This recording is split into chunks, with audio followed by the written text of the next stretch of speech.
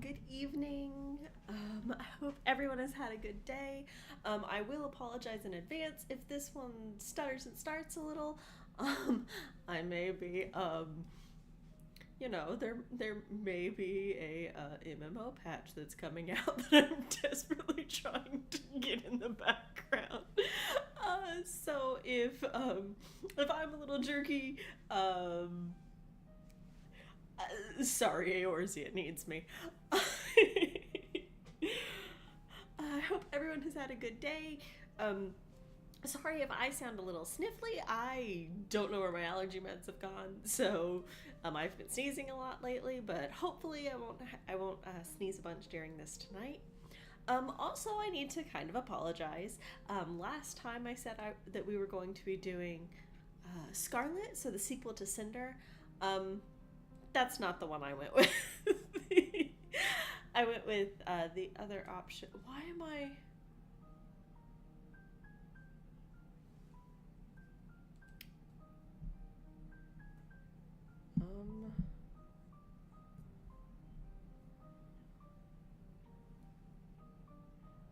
Why is it all over there? Oh well. I'm just going to accept that this one is going to be a little weird. So instead, I went with a different sequel. It is still sequel summer. I did change the blurb in the description because this one is a much shorter story, and what I've learned is that it's really hard to discuss them without being spoilery. So this one is going to have spoilers.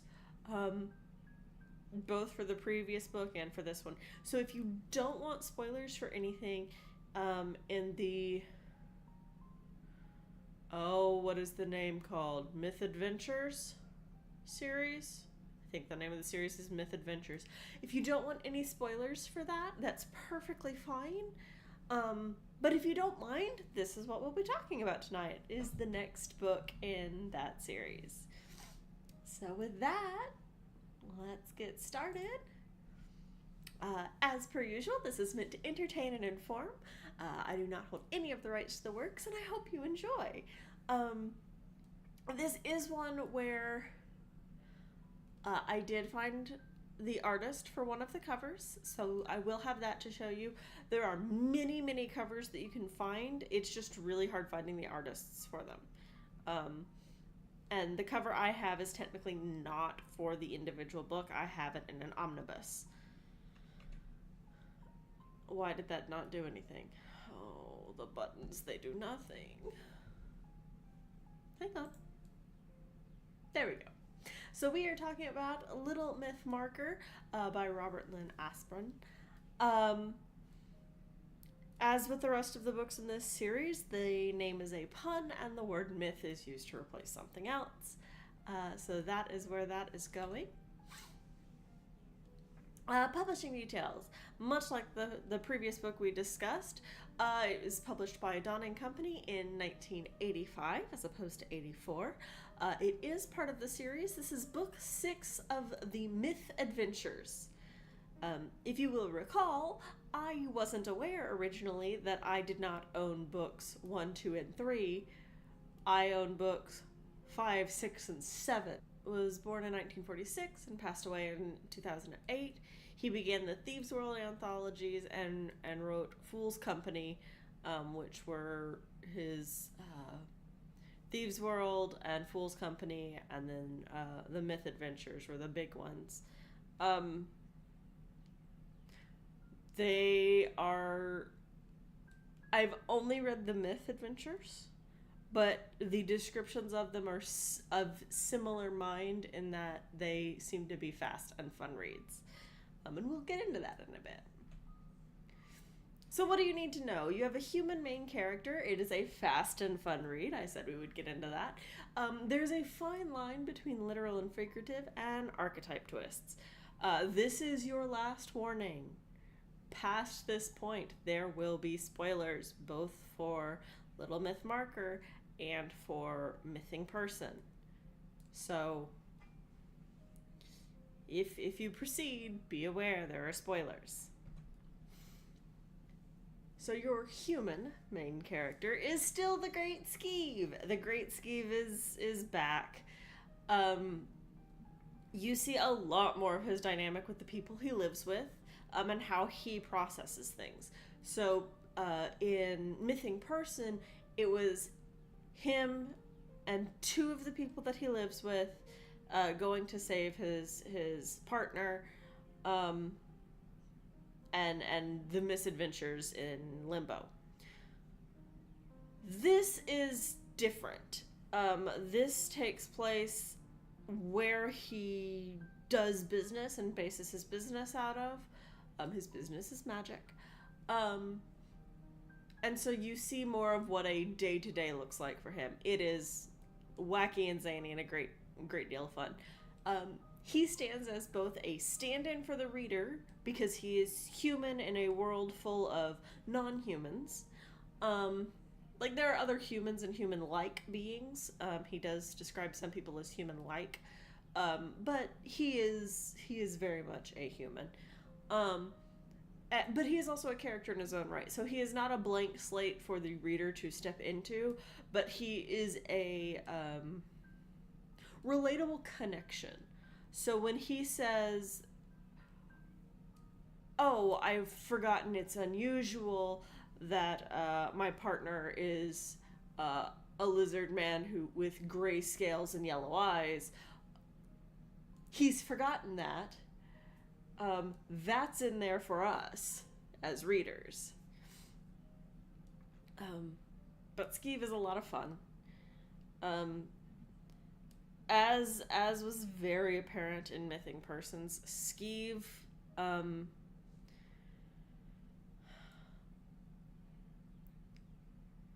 Skeeve is not a traditional wizard. So if we take a step back, before I go to the next slide, if we take a step back, Skeeve is technically a wizard. Skeeve is not a D&D wizard, despite the fact that he is learning his craft, and so in that sense, yes, he is a D&D wizard. Skeeve understands people a lot more than the D&D wizards are written to understand people.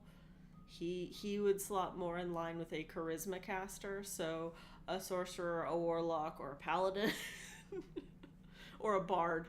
And honestly, of those four, he's closest to a bard, because he just understands people very well. But his business is magic. He's pretty good at understanding people, but he isn't all-knowing and all... And he isn't, like, he's proud of himself. He's proud of what he does and his accomplishments. But he also kind of acknowledges the fact that he tries to get things done as correctly as possible in as few steps with as little resistance as possible. This is a fast and fun read. The pace is in the on position from chapter 1. Yes, there are slower sections. Of course there are. There are thoughtful places.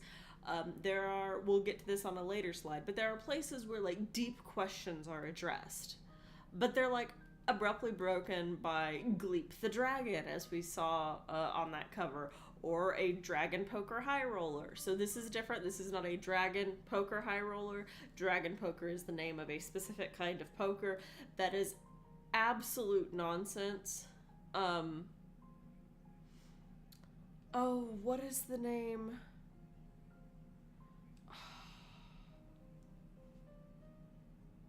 What is the game from Calvin and Hobbes?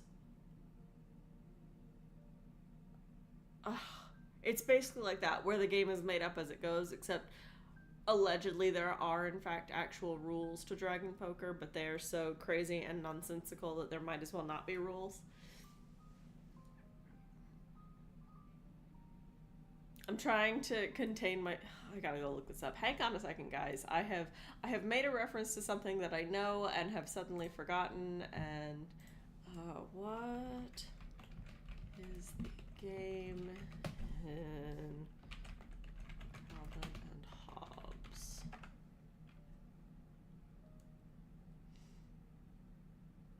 I know, sweetheart. I know my internet is slow because other things are taking up the connection. Come on.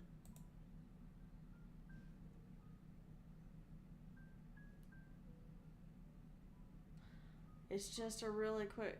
Thank you, Calvin Ball. Okay, we'll close that and let it get back to hopefully remembering how things work.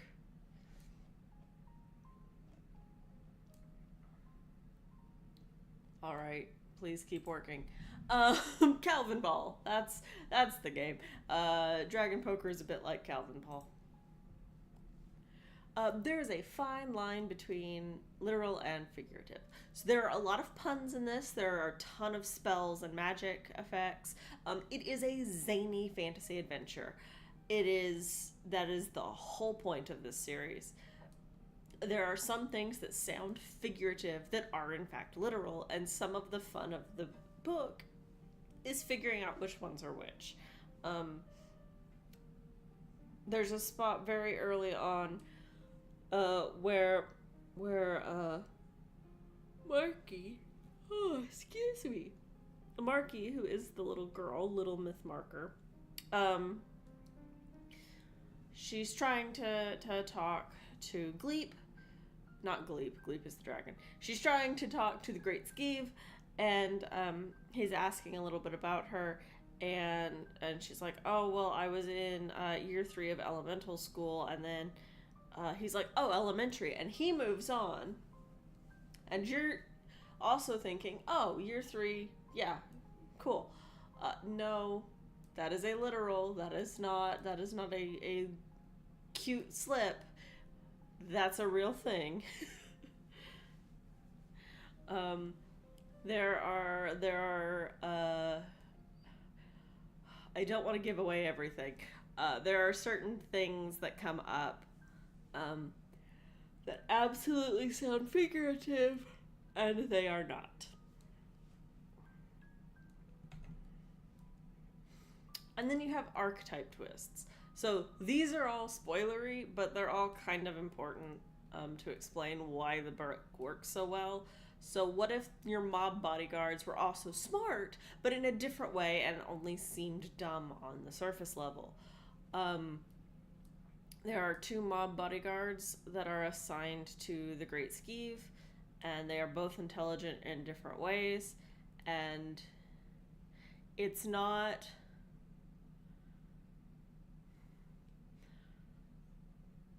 Every character in this story looks 2-dimensional at first, and then you realize, no, these are people. Like, they're characters, but they're people, and people are never just 2 dimensions. So what if a mole was more than pretty? In Little Myth Marker, the mob, who has already given Skeeve bodyguards, gives him a mole, and she does a great job of acting like a mob girl. But what if she was more than that? What if there was more to her than just a pretty face and an attractive body? What if the angry lizard folk was in fact angry for a reason, and that wasn't just its default state? It's his... Oh, wait, no, that is correct in this sentence. Other than it's his default state. Yeah. To be fair, his default is angry. But, Ahaz is, he's, there's more depth to him. Again, everything looks 2D on the surface, and you can if you really felt like reading it that way, you could probably get through the whole book and still think they're 2D. Would that be doing a disservice to the novel and the story as a whole? Yes. Could you still probably do it? Sure. Anything's possible. What if believing in magic and believing in yourself were different? So magic is a fact in this world. Both magic within things, like putting a spell in a ring or a necklace or something, and people being able to cast magic. So both of these things are true, but what if there was a difference between, believing in magic and believing in yourself? What if there was more to being successful than just being successful? Um, what if winning wasn't actually winning? So there's a bit of twists for most of the archetypes that show up in the book. A lot of your muscle also have brain. A lot of your brain are also super dumb. A lot of your pretty faces have something going on. Stuff like that. Like, nothing is...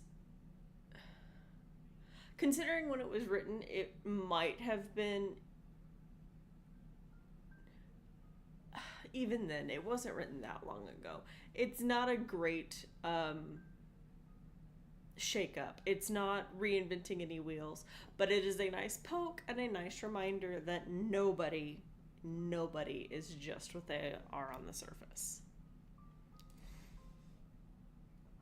So, recommendations for fast and fun reads. I would like to say I wanted to put Redwall on here, but I remembered that not everybody reads at the same pace, and Redwall does have like entire pages dedicated just to feasts, and that's not fast for anybody. I just greatly enjoy it. So these should hopefully be fast and fun for most everybody. So The Phantom Toll Booth by Norton Juster is also one that plays with literal and figurative. At one point there is an island called Conclusions, and they find themselves launched to it because they jumped to conclusions about something, and therefore they were physically jumped to the island of conclusions. That kind of thing. There are math puns in that. There are word puns in that. There's a kingdom of numbers and a kingdom of letters, and it's a lot of fun. So you want to be a wizard, because I've talked about it multiple times, but it is another one that is fast-paced and fun. It does start off a little slow, and it very much starts off as a school story with like bullies and all of that nonsense. But then you get into actual, we're becoming wizards, and the supernatural bits come, and like the dog starts talking. So all of that is fun. The Graveyard Book by Neil Gaiman. It is... These are probably in order of how fast they go to the slowest being Peter Pan. The Graveyard Book is a lot of fun. It plays with what does it mean to be alive, and what does it mean to be family, and what does it mean to belong somewhere. And are all of those things required, and are all of them required to come from the same place? And then Peter Pan by J.M. Barrie is a personal favorite of mine. As far as children's classics go, it's...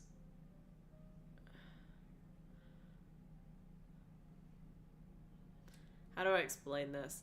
It is both more and less complicated than some others. And overall, I find the characters less horrible in Peter Pan. Even reading it again as an adult. So reading it as a kid, you will always have one perspective, and then reading it as an adult, your perspective changes because you've had different experiences. Peter Pan is an equally good time both as an adult and as a kid. I'll get back to this. I will get back around, because I've just realized I missed part of what I wanted to say about Little Myth Marker. So recommended books with twists. These all have twists in them. I will not give them away. This is mostly to remind myself that I'm not doing that. So the first is Captain Hook and the Adventures of a Notorious Youth by J.V. Hart. So your titular character does in fact grow up eventually to become the Captain Hook. This is about the growing up bit. While he's still in England. And yeah, that one is not super twisty. You do have Uh, how do I explain this? It is you have a villain protagonist because you know he's going to be a villain. But seeing from point A to point B is where the twist happens. Jeremy Thatcher Dragon Hatcher by Bruce Colville is about a boy named Jeremy who goes to a magic shop and gets a dragon egg. That's not his intent, by the way. But these things just happen. Magic shops happen. But he's an artist, and it deals with dragons and art and school and pets and stuff like that. But there are some very fun twists. Most of the things on this list can make you cry. The Raven Boys by Maggie Stiefvater is the first book in, oh gosh, what does she call that quartet? I call it the Aglenby Quartet because that's the name of the school. I don't think that's what this is actually called. It's the first book in a quartet. It is a multi-perspective book. So you have the titular Raven Boys, and then you have the girl who is from a family of magic users, and I absolutely adore her. And your twists kind of come from just the interaction and the story playing out, and like there's prophecies and stuff. To be fair, by the time you get to like the last 5 chapters of that book, you're tripping over a different twist every every few pages, and you're like, when will they stop? Not in the sequels, I can tell you that. It's a really good, really well written one. It is for an older audience than most of those that have been on this list. So more of a teen audience, teen YA, as opposed to the others, which are pretty much children's books. Captain Hook for older kids, but pretty much children's books. And then Dragons of Silk by Lawrence Yep. This one is not like the others. This actually has nothing to do with magic in any way, shape, or form. This is a multi-generational story about a family traveling from China to the US along the course of the book. And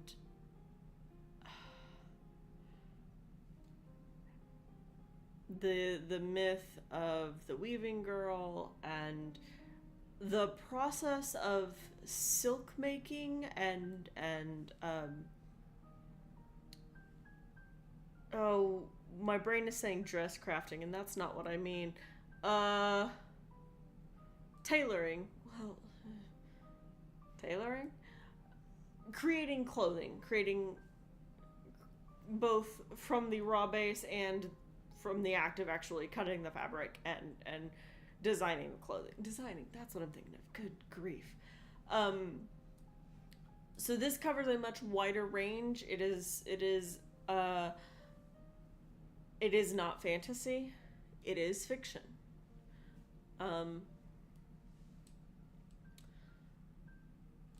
I will say I greatly enjoyed it, but it is one of the only Lawrence Yep books that I have enjoyed.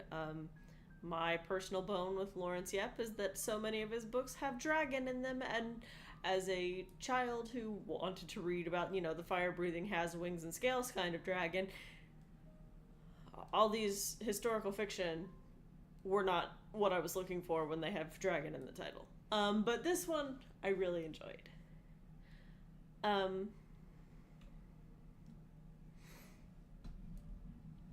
The other thing I wanted to say about Little Myth Marker in particular is that... Hello? Weird. Is that it is also a story about what is family, what are friends, who do you need in your life, things like that.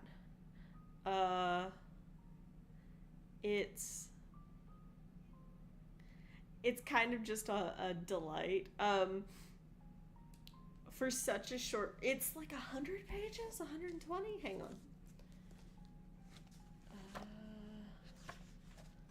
Little myth marker. Little myth marker is, there's 100. 120. Yeah, it's a little, it's 120, 125 pages. So when I say it's a fast read, it's a fast read. It does pack a lot into that. In that there's a lot of wacky, zany things, but there's also who are your family, who are your friends, what does that mean? Are your business partners, can you get close enough to them for them to be family or friends? Are you so used to people being in the roles that they've always been in that you don't realize they've changed? Also, my tracking is being really weird. Hang on a second, guys.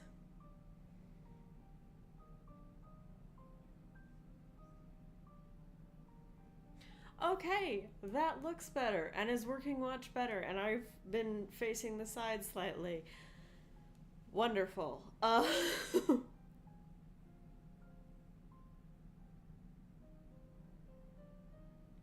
So, that is how that goes.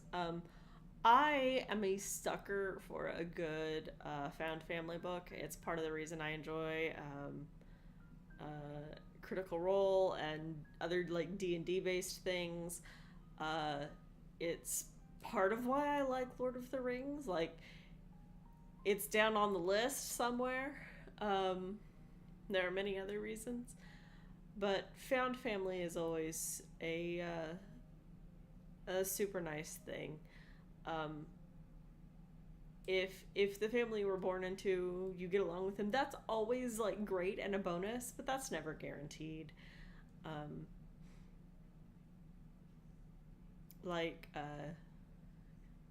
Well, I've said before, like I have a sister, and there was a time where I didn't think we'd ever get along. So yes, found family and things like that. So that is shorter than usual, but as I said, it's only like 125 pages. That's why there were so many spoilers. I tried to keep out as much as I could. So there's something there for you to be surprised by. But it is a straightforward story. Like, yes, there are twists in the characters themselves, but it is such an easy read. It is such a straightforward read. Not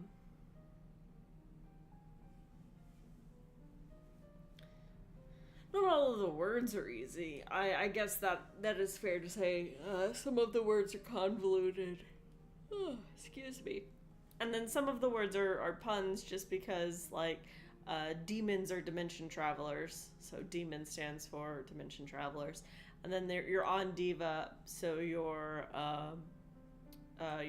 general NPCs, I know that's a terrible way to think of them, but as I said, I have an MMO loading in the background, are known as Devils. Devils.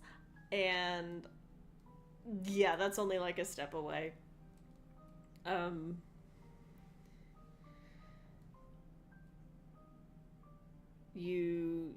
Yeah.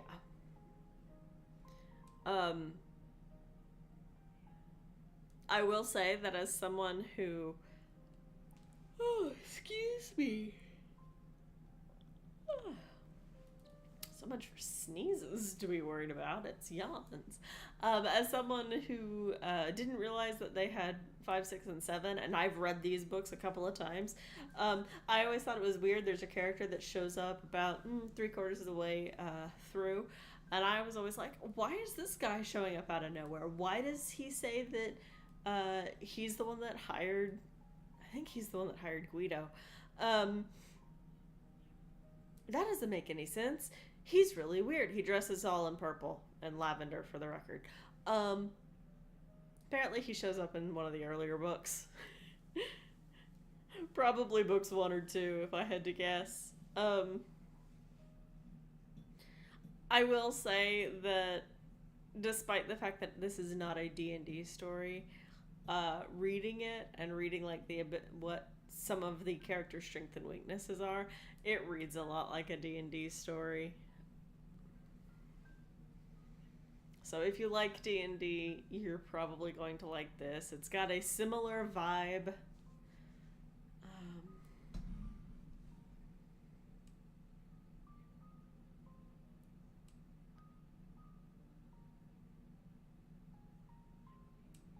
Oh. Hang on a second, guys.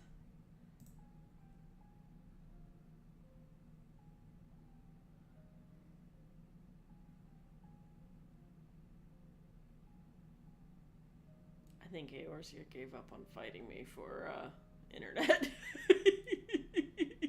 Because it's like, we're not downloading.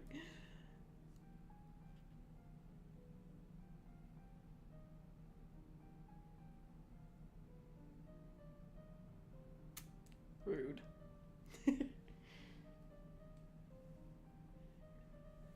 But yeah, so that's the general gist of this. So the next one should be Scarlet, which is the sequel to Cinder. So back in the Lunar Chronicles, and that should give me enough time with the holiday to not only read Scarlet, but to also work on the sequel to Assassin's Apprentice, which, since I'm no longer having to fight Eorzea for bandwidth, Hob book order. Why does that sound like... Oh no.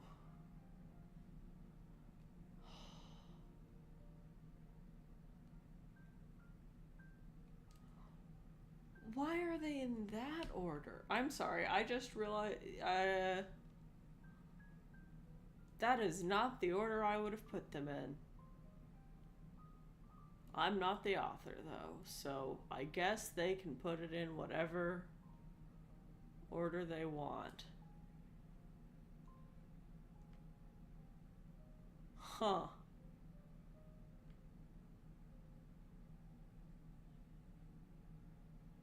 Okay. I guess I'm reading Royal Assassin next. For some reason I didn't think that was the next one.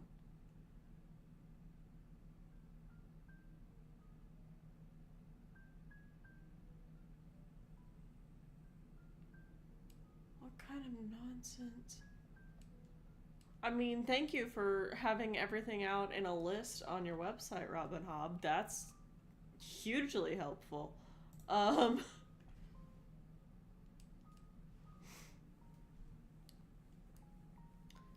jeez.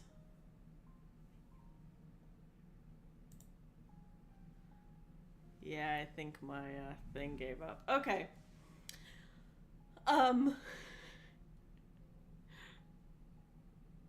So yes, I will be working on Royal Assassin and Scarlet at the same time. Obviously, one of those will be a faster read than the other. But what I learned last time is that the Robin Hobbs take more than 2 weeks to read. So I'm going to need the extra time to work on 2 at once. Other than that, I think that's basically all of it. Again, sorry it's so short. The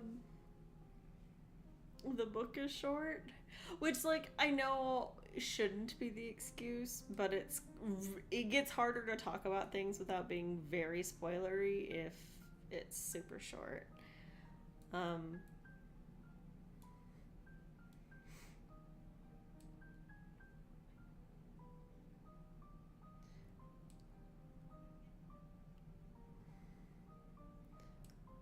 I could always keep talking about D&D or how how I'm looking forward to Dawn Trail, but that's not really book related or book adjacent. Um,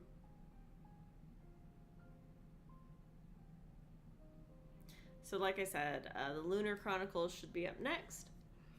Um, this will be so both of these will be new reads for me. Both the Robin Hobb and the Lunar Chronicles book will be brand new reads for me. So I can't give any like ahead of time. Oh, I won't do spoilers for XYZ, or oh, this book picks up immediately after the first one. I don't know. For all I know, there's going to be a 5-year time skip in both of them. Or I'm going to be following completely different characters, is what I suspect is going to happen for the Lunar Chronicles. But I will find out, I guess, as I go. I know that was super quick and probably, well, I hope you had a good night. I hope it was some time to escape. Um, Thanks for letting me ramble about a book, as per usual. And I hope you have a good rest of the week. Night.